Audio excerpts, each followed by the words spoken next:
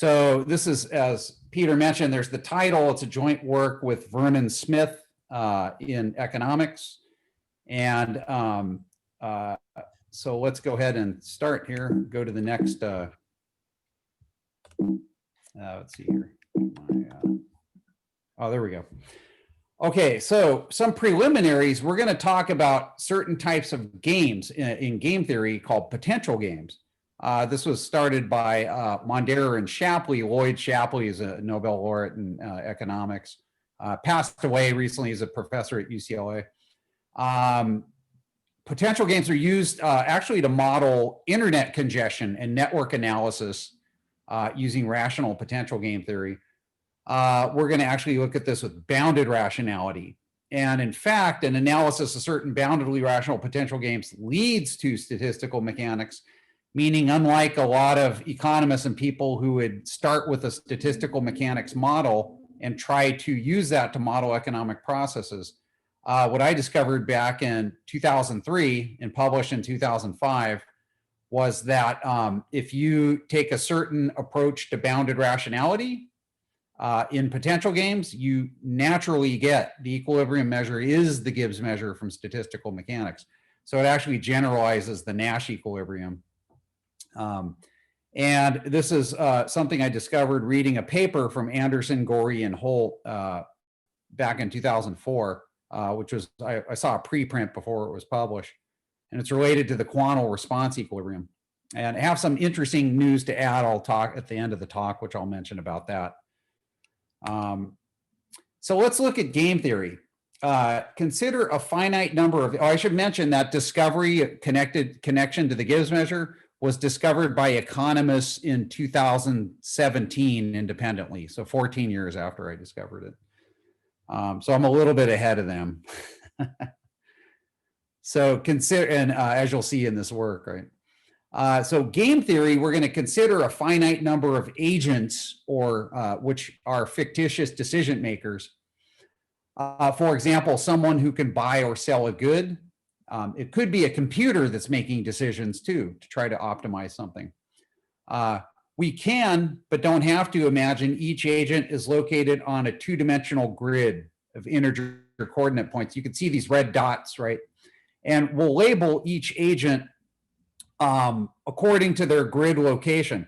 So I could be the location 1, 2. Well, that would be, let's see, 1, 2. That would be right up here at point 1, 2. There's an agent there. Now, this could be a layout of restaurants or something like that on street corners or something like, or gas stations also. But this distance does not have to be spatial. It could be, for example, agents who bid on the same contracts. You might have a, say Northrop Grumman in Southern California and Raytheon in Florida are bidding on the same contract. They're considered economically closer to, say, Northrop Grumman in California and say some other, I don't know, I'm trying to think of another such industry, McDonnell Douglas, maybe, I think that's out of business. But let's say that that was another one in California that's not competing with them.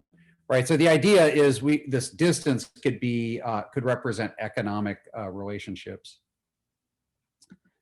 So at any moment in time, agent I can select an action or strategy, which we'll call X sub I. And XI, the I indicates the agent it comes from, and that strategy variable is going to take values in a set A. For example, A could be -1 or 1, where -1 represents buying something and +1 means the agent will sell something. A could also be an interval of real numbers from some number of goods produced, which would be the lowest possible production of goods and the highest possible production of goods. And values could be anywhere in between those. XI is agent I's decision variable. For example, if XI were -1, that means agent I is going to buy. A configuration, X vector, let's call it X, is just the collection of all decision variables in the game, so for each agent. For example, if X were all -1s, that means everybody is buying. If X were some +1s and some -1s, it means some agents are buying and some agents are selling. Okay, so we have decision variables and configurations. Now, the set of all such configurations is we'll call omega, and that's just the product over I of A, and that's called pure state space. Each agent has a payoff function pi I of the configuration. For example, pi 4 with all ones means that would give agent 4's payoff if everybody is selling, for example. Okay, so we have a payoff function now for each agent. Each agent will also have an action function, and this comes straight from Vernon's book, Humanomics. This is something new we are adding to game theory. It allows agents to control their behavior. So this is what sets apart our theory from standard economics and other theories. For example, A7 of all negative ones gives agent 7's action if everybody is buying. Now, we'll only consider potential games for this talk. In our paper, we do show how to generalize this beyond potential games, but we don't really develop that. Most of the structure lies in looking at potential games in our paper. So what is a potential V of X? What it means is we have such a function V such that for every agent's action function, we have this relation. The partial derivative of agent I's action with respect to agent I's decision variable equals the derivative of the potential with respect to agent I's decision variable. Now that holds for each agent, right? So if you replace the I's with J's, you also have, right, the potential can give you those derivatives for agent J as well, agent J's payoff. So in a sense, this potential is an aggregate of all the action functions. And in a sense, it has all the information for their derivatives. The dynamics. Now we'll talk about agents changing their decisions. What they'll try to do is maximize their action. Now the action function could be a payoff. So in that sense, agents would be trying to maximize their payoff, for example, to give some intuition. A simple myopic model would be the following. It's in this red rectangle here, is that dxi equals dai dxi dt. Well, what does that mean? Well, let's say agent I wants to change their decision. How should they change their decision? Well, they're going to change their decision in the direction of maximum payoff. So if we take the derivative of AI with respect to dxi, if AI is increasing with x, this will be positive and it will therefore increase dx. If it's negative, we will decrease x to increase dx.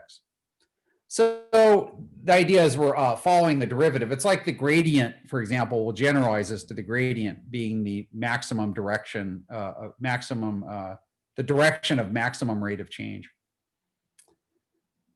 So let's do that. Let's use the potential here. So we're going to replace dai dxi with dv dxi. And what we do is we can see here all the dx's will be dv with the respect to the dx's. So what is that? The rational dynamics is just dx equals gradient of v times dt in the red rectangle there. Now you can see this picture over to the right. Say if you started here at negative 5, 5 in the left corner of this graph on the far left. You can see the arrows, right? The gradients point inward. So agents are going to move towards the center. Well, you can see what's happening with the potential function. They're going to the maximum of the potential. And that will therefore get all agents to the maximum of their payoffs too, or their actions in more general terms. Now this is myopic. So agents are just looking locally at decisions. This is somewhat motivated by Daniel Kahneman's work also. You can look at it that way, where he says people tend to have narrow frames of reference, and they tend to limit their decisions, right? There's not a lot of computational power in people's decision making, where they use a lot of heuristics and things like that. So to accommodate that even more, this is rational dynamics, because agents will maximize their payoffs. Well, agents don't always do that. We'll talk about bounded rationality. And here's why. Even if we went back to that picture, let's say you take 4 steps, 4 time steps, 1, 2, 3, 4, and you're at the maximum.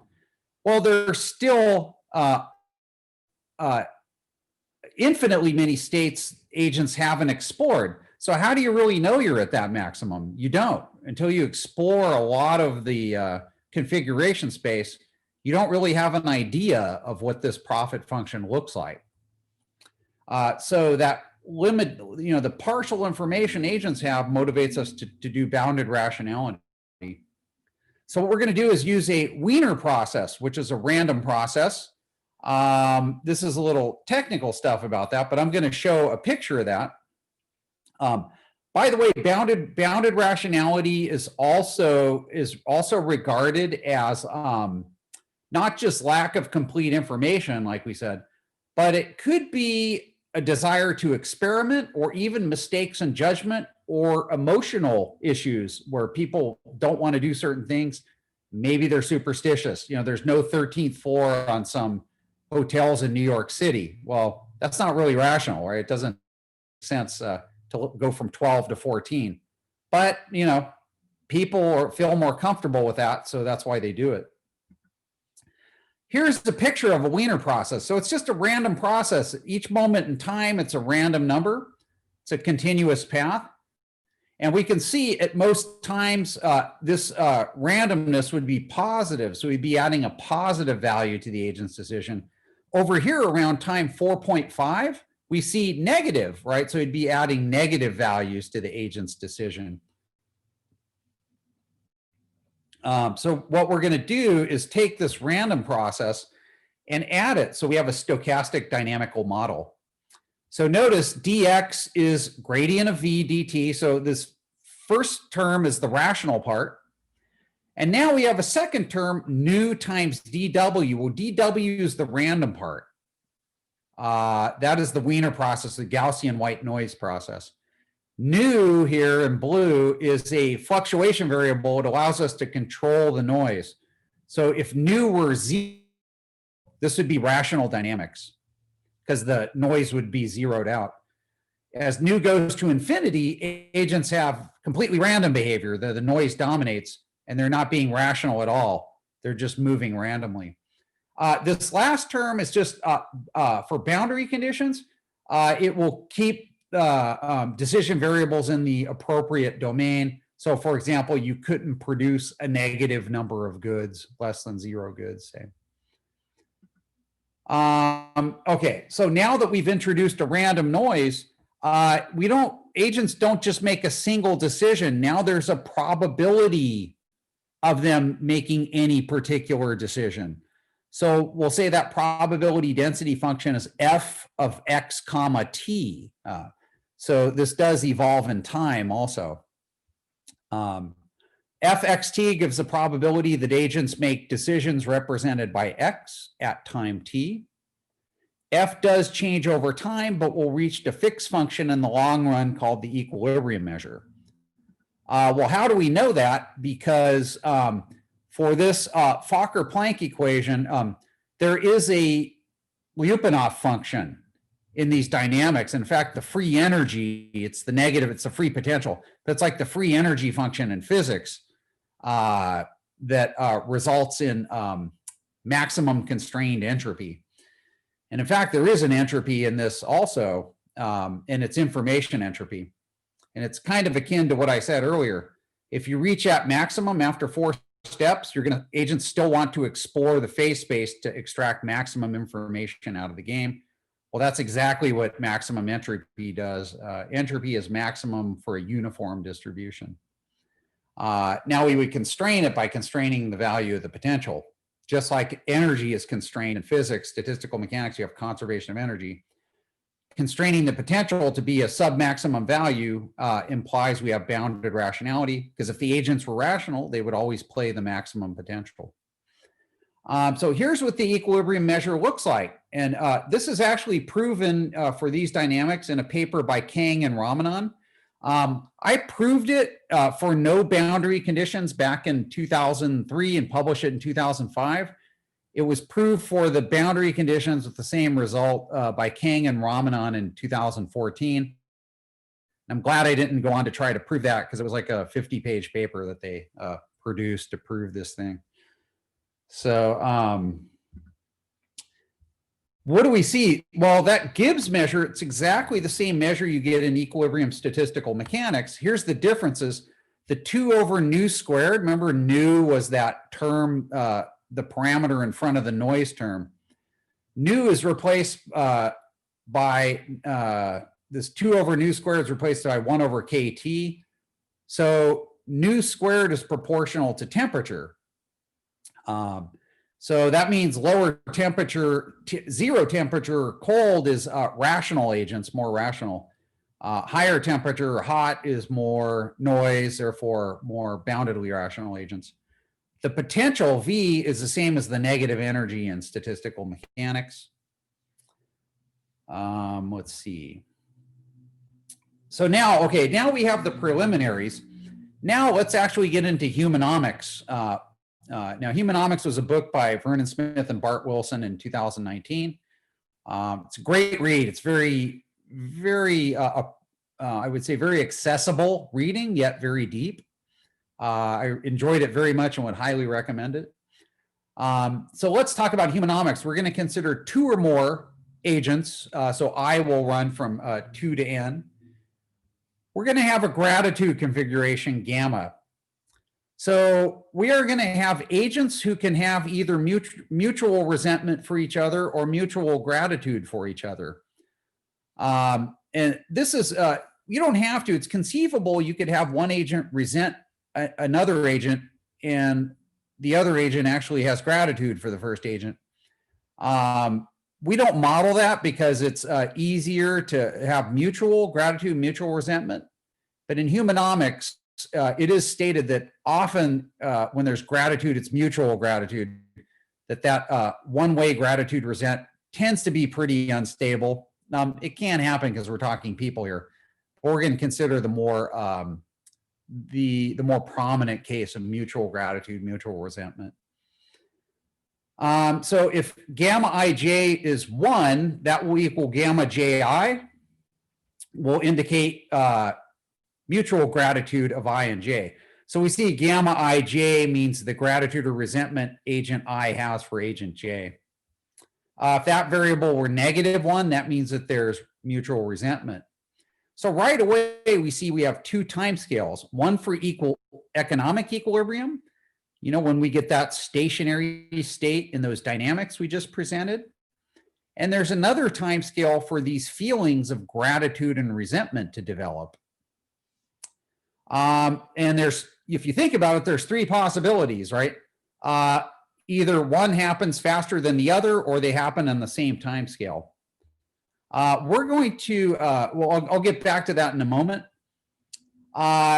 Again, for humanomics, we have strategy variables. We're going to have xi in some interval x lower bar to x upper bar. A configuration, as we mentioned before. We're going to have a payoff function, which captures transfers from I to j and returns from j to I. And we're going to have action functions. Action functions will allow agents to reward and punish other agents when prompted by gratitude and resentment. They can also reflect self-interested behavior. Now, I should mention when gamma is 0, as we'll see, gamma is 0 will represent indifference. In other words, agents act just in their own self-interest and don't interact with each other. I'll come back to that in a moment. We're going to look at quadratic payoffs in this. So here's a general form of payoffs. You can see you have 2 x's here. That's the quadratic part. 1x over here. That's the linear part with coefficients j and h. Quantity price type payoffs look like this. We're going to use those in a 2-agent model. These happen in Cournot and speculator hedging models have these type payoffs at the bottom. Here's our action. Here's how we implement the action function. So agent I's action is going to be the summation of their gratitude that agent I has for some other J times their payoff. Now, when J equals I, we say gamma II will be 1 because each agent has only mutual gratitude for themselves. In other words, their payoff, they would try to optimize their own payoff. Now, what's interesting down below, if we look at this, if AI were pi I in blue, that reflects that I is only self-interested and maximizes only their payoffs. In that case, all the gammas would be 0 except gamma II would be 1, and gamma II is always 1. Now, if some gammas were not 0, let's say we had I and J, AI might be pi I, their own payoff, plus pi J if they have gratitude for pi J, and minus pi J if they resent agent J. And what we show for certain models, which are like ferromagnetic models in physics, that just means those J's are positive and there's higher probability when agents align their decisions. It turns out that if agent I adds agent J's payoff, they will actually help agent J out. Agent J will get more benefit when agent I does that. They'll get a little higher payoff, and vice versa. And if agent I were to subtract pi J, agent J's payoff, then agent J will get lower payoff. It will lower agent J's payoff. So agent I can actually punish agent J in that way. Now, this mutual gratitude resentment, gamma ij equals gamma ji, is actually a condition for the existence of a potential. Now, let's look at a two-person aligning game to make this a little more clear. This was Vernon's student, Sabiu Inoa, suggested I do just a two-agent game here just to make this, elucidate this. So we're going to do this. We'll make pi 1, agent 1's payoff function, to be their decision variable, x1, times jx2, which is agent 2's decision, plus some h1, a linear term. Pi 2 has a similar one, but their linear term is h2. Notice they have the same quadratic term j, but different linear terms. So we have a heterogeneous agents here. Now we'll assume the j's and h's are greater than 0. So this is a aligning or ferromagnetic case. Now, since there's only two agents, we only have a single gratitude variable, gamma, which we'll call gamma, and that will be either -1 or 1, and indicates that agent 1 and 2 either mutually have mutual gratitude when it's 1 or mutual resentment when it's -1. Turns out there's a potential. You know, if we use that condition where the partial derivative of v with respect to x equals d pi 1 dx, and then same for y, we get this expression for the potential. Now, what's fascinating about this, what fascinating me, is we get 1 plus gamma in front of the quadratic term. And this is exactly what you get in statistical mechanics with a spin glass. It's exactly the same structure, except spin glasses regard the j variable to be random. While we get a multiplier that's random, we're going to let gamma be a random variable here. And so we'll say that it's sort of random. Agents resent each other some of the time and have gratitude another percentage of the time. And let's say a fraction p of the time, p is some number between 0 and 1, p will be the empirical frequency of mutual gratitude. So therefore, 1 minus p is the weight for gamma -1. Well, that's the frequency that they resent each other. So if p were 1/2, they would have gratitude, mutual gratitude half the time, and mutual resentment half of the time also. So we get the Gibbs equilibrium, as we said before. As in statistical mechanics, we have the partition function in red here. The partition function just gives us the finite agent free potential, and in physics, we do the free energy. And it turns out this is just a generating function. So we can take derivatives of the free potential to get payoffs in other moments, as we'll see. Now what we're going to do, if we have an observable G, such as an agent's payoff or their decision variable, an observable is just some function on configuration space, but it's things we observe about agents. So let's say if G were their payoff, well, then the mean payoff would be bracket G, indicates the mean of G with respect to the Gibbs measure. Now remember, notice the potential is a function of gamma. Gamma is a random variable. So we're going to take, after we take the mean with respect to the Gibbs measure, we're going to take the quench mean, or the expectation with respect to gamma. So what this means is that we have economic equilibrium occurs faster. Imagine high frequency traders or day traders who trade very fast. Some of these trades can take microseconds. Well, if two agents hate each other, that's not going to change over the course of a few microseconds, right? So in that case, economic equilibrium is going to happen much faster. And during that time of equilibration, we would assume that the state of gratitude or resent is constant. So that's why we take the expected value of that later after we take the economic equilibrium. Well, here we go. So it turns out pi 1, the mean of pi 1 when there's mutual resentment, when gamma is -1, we get these values for pi 1 and pi 2. Now, these are the expectations with respect to the Gibbs measure. So this is in economic equilibrium. This is the mean we get. So this is a stationary state, right? So after enough time, the mean will not change. Now, when gamma is not -1, and this is actually easy because when gamma is -1, you can see the quadratic part in V goes away. It's 1 plus gamma, so 1 plus -1 will be 0. How about when it's not -1? Well, that gets a little messier, as we can see here. But these are exactly the components needed to get the mean payoff. We need the average of x1, x2. We need the average of x1 and the average of x2, the decision variables. And these are the actual analytic values. I did these by taking derivatives. I actually did them another way by direct integration, just to double check myself, and they matched. So you can see even for a 2-agent game, this gets a little messy. And for more agents, that's why we do statistical mechanics, to avoid this stuff. So the expected gratitude payoffs look like this. Pi 1 average at the top is J x1, x2 average plus H1, x1 average, and the same for pi 2. So now that we've taken the average with economic equilibrium, we take the quench payoffs. So we average now over the gratitude variable gamma.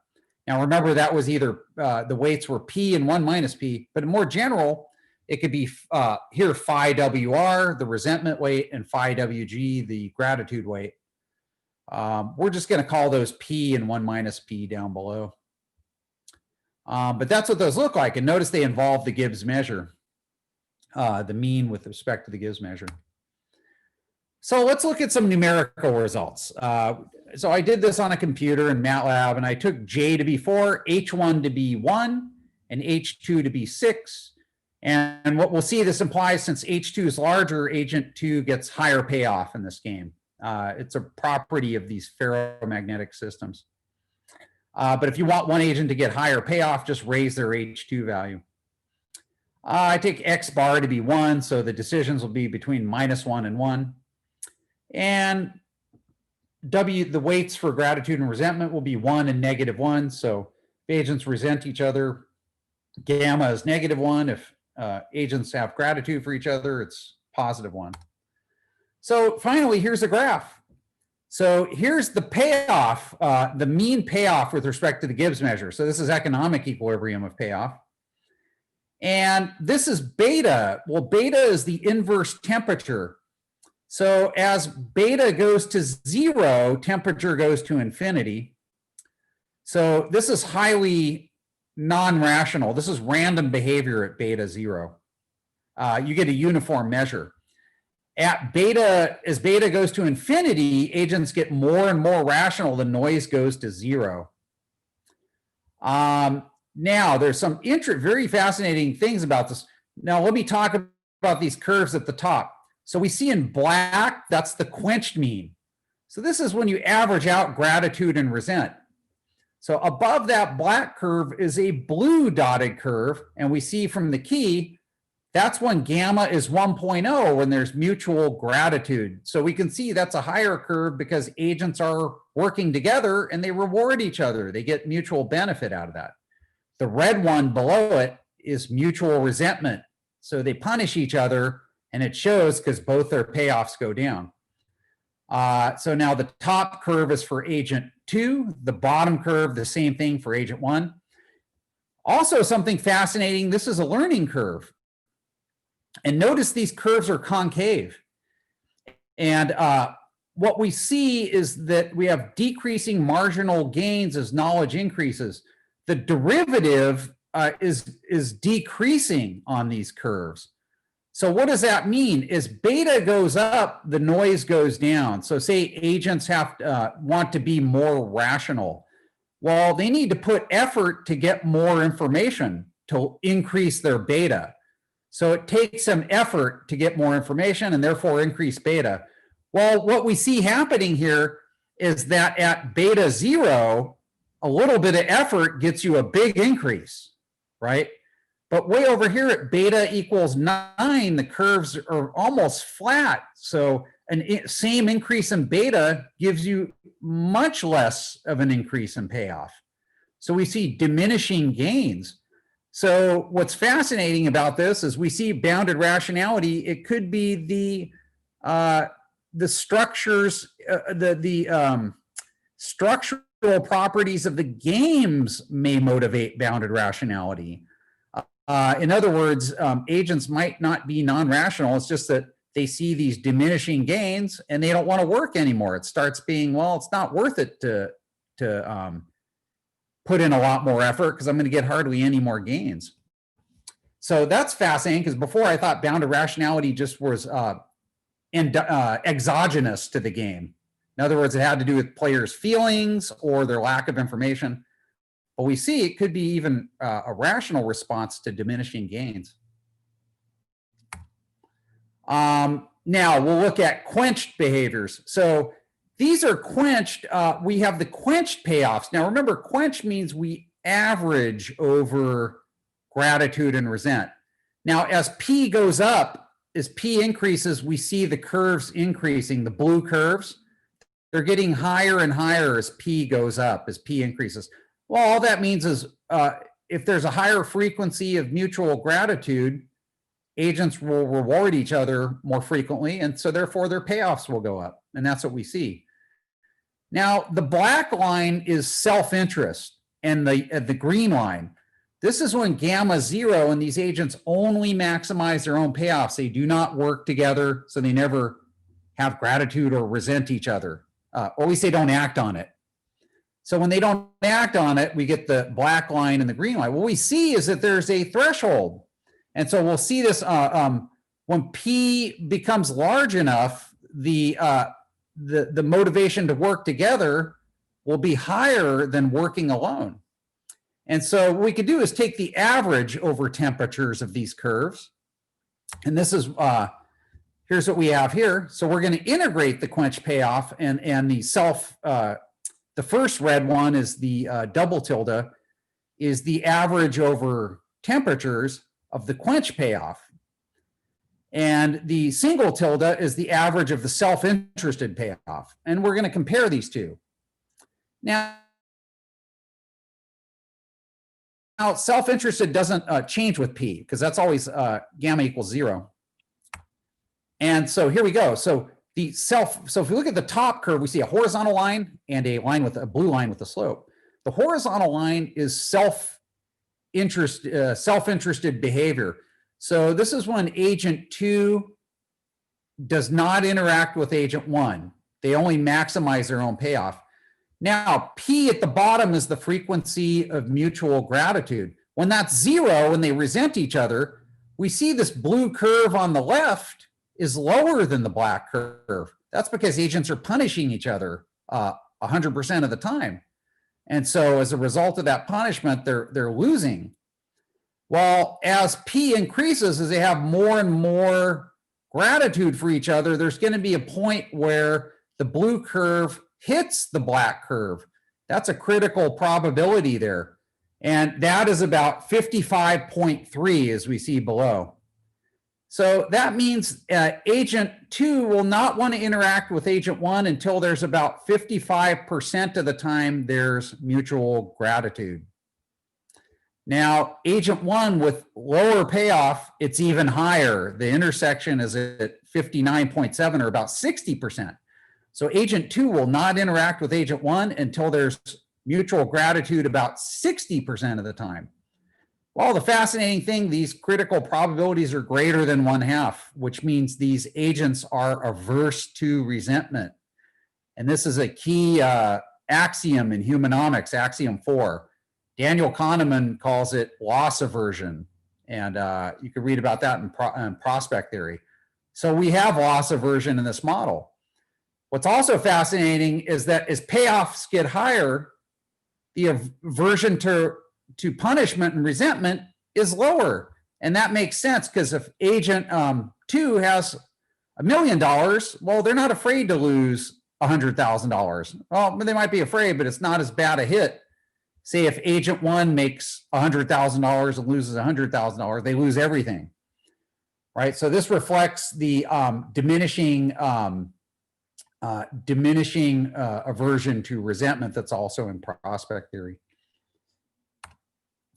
So the models do what we want. So the conclusion here, we introduced simple tractable models. We implemented fundamental elements of humanomics, mutual gratitude and resentment with reward and punishment in the form of higher and lower payoffs. We introduced bounded rationality in the terms of making noisy decisions. We also had timescales for economic equilibrium and feelings of gratitude or resentment. When there's faster economic equilibrium and slower process of resentment and gratitude is slower, we get a quench model in statistical mechanics. It's the same as a spin glass. So, and this gives us some new insights into critical quench probabilities. We see agents are resent averse, consistent with axiom 4. And we also see the Nash equilibrium does not have any predictive power for this model. Now, let me go back to this graph right here to show that. Notice as beta goes to infinity, notice the difference in payoffs is going to 0. So if you look in the upper right corner, all three of these curves are getting closer, which means there's at infinity, we show in the paper, there's no difference between payoffs when there's mutual gratitude, mutual resentment, or self-interest. That's the Nash equilibrium. When beta goes to infinity, we get the Nash equilibrium. That shows the Nash equilibrium doesn't give us any information about this whatsoever.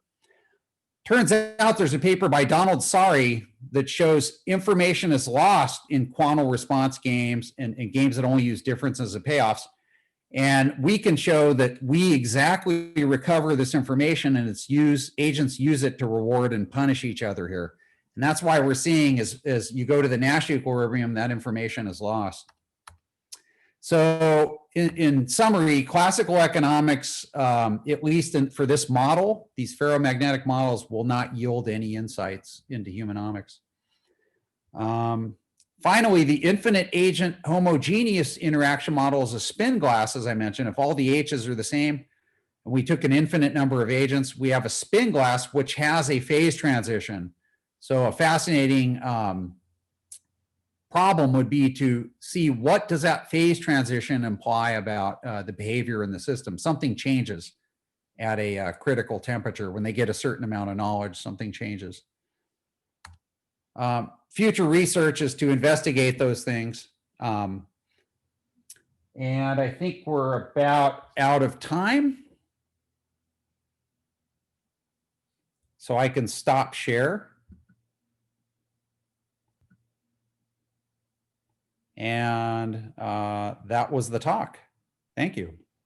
Great. Let's thank the speaker and you can use some reactions, or if you want, you can put some questions. I mean, just ask directly, of course. Everybody should unmute if you like, and have a discussion about the topics of this interesting talk.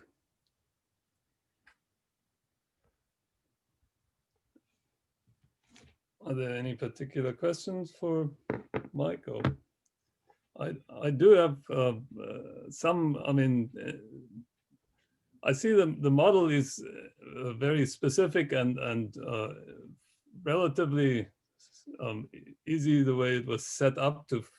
I mean, especially because it's something that already has been analyzed in physics. That's great. I'm wondering if you have a larger number of agents, like in a scenario where you have dozens or hundreds of agents, and the number of parameters that have to be estimated in order to set up a realistic model and get some sort of conclusions about what might happen as the model evolves. It seems rather daunting, right? Oh yeah, and that's why in statistical mechanics we use different approaches. So you would typically make certain assumptions, like for example, homogeneity, like all the H's are the same. All right, that would be easy to implement, and then you could tune that H to try to best fit the system. You might even be able to do random distribution of the H's to have heterogeneous, and then try to tune the distribution function to fit your model of behavior.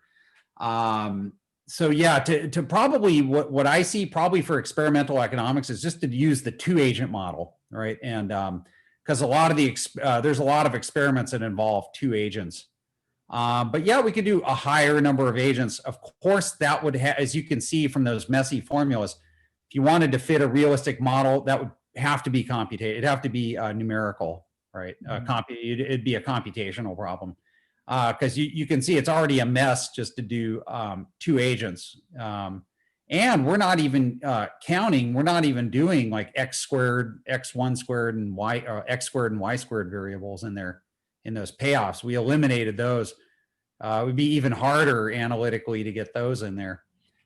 So what I see, yeah, if we do 2, 3, or 4, or 5 agents, would have to be a numerical. And there's a lot of numerical work done in statistical mechanics. There's Glober dynamics and things like this, and there's a lot of heat bath dynamics that get a lot of information out of these systems numerically, and that's clearly what would have to be done. We could extract some analytic information, most likely, but you're not going to get the hard information you need to measure an actual system unless you do this numerically. That's an excellent question. Any other questions or comments? Or yeah, we can. If you know of other people who might be interested in these topics, let them know that the talk was recorded, and it will be on the MPC website in the next couple of days.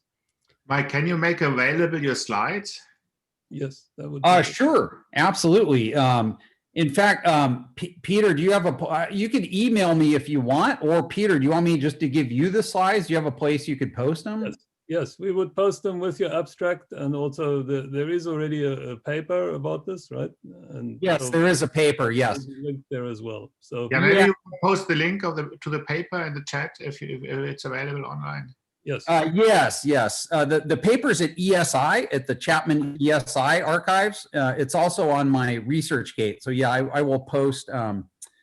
I could post that right now if you want.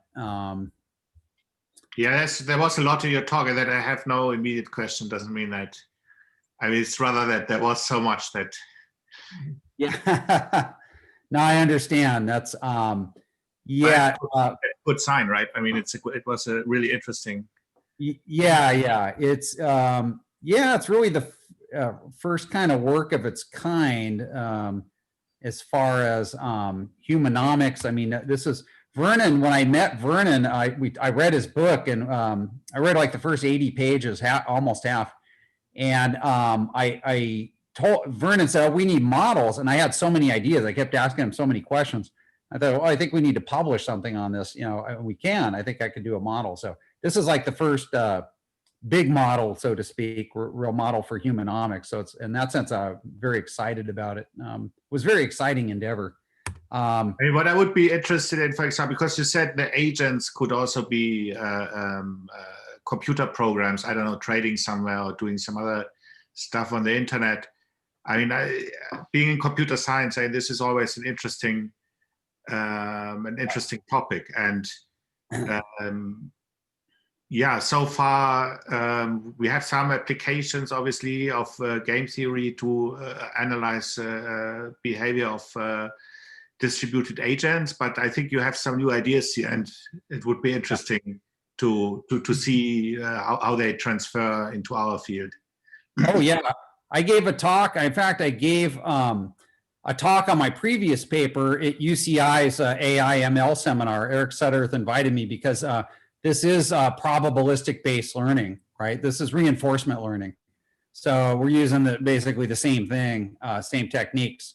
So, and that's why they were very interested. And in fact, there was somebody else from Princeton who spoke using statistical mechanics in AI. So they're very interested, you know, in that as well there. So the kind of the crossover is very interesting. Stephen Wolper, or I think on potential games, since I do potential games, those are used to model congestion. So like things like internet congestion, there are models of internet networks using congestion theory. So social networks or computer networks, potential games have very strong applications to those. And what I do is just boundedly rational potential games. So if you make a realistic assumption of bounded rationality, well, you start getting statistical mechanics. At a conference, in fact, in Paris, I brought this up to some people doing network theory, and they were very interested in it. They hadn't thought of that, but they were basically doing functions on a network. And I said, if you tweak these, have you ever looked at the cases when you have a Hamiltonian on there? And they had not, you know, but they were very interested in that, because I said it's if you go that direction, you'll get right into statistical mechanics, much in the same way I showed with economics back in 2005, right, when I published that. So yeah, it does have direct applications to computer science, whether it be reinforcement learning or these congestion networks.